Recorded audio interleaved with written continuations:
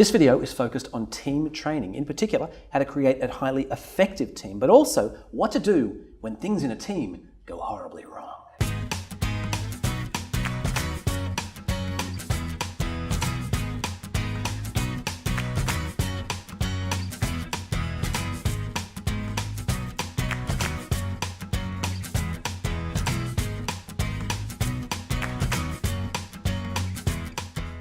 Laura, nice to speak to you. As well. Let's talk about team. You spent a lot of time in the team training world. Yes. But I want to ask this. You've written a book, your third book, called A Pocket Guide to Purpose for Teams. Yes.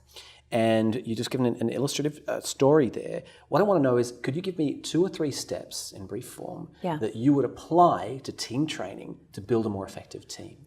So first things first is understanding your current state.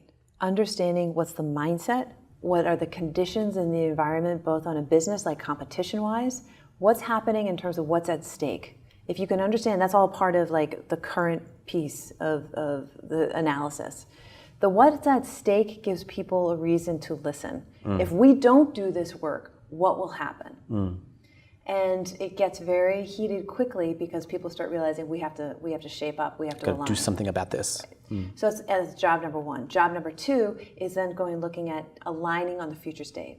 Sounds easier and said than it is, but the future state, you have to think about what's the realm we're really talking about. If we're going, for example, to a room in New York City, what's the block it's on, what's the floor, what's the room number? That's the kind of specificity that we have to get narrowed in on to the future state. Otherwise, you could be in New Jersey.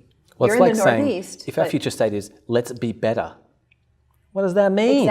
Exactly. So this is all about alignment to a place where people literally are in the same room at the same time in the same day and being able to have that kind of clarity. It seems to me that a very highly aligned team, especially around self-purpose and business purpose, would be highly effective. Hugely. Let me ask you the opposite question. Yeah.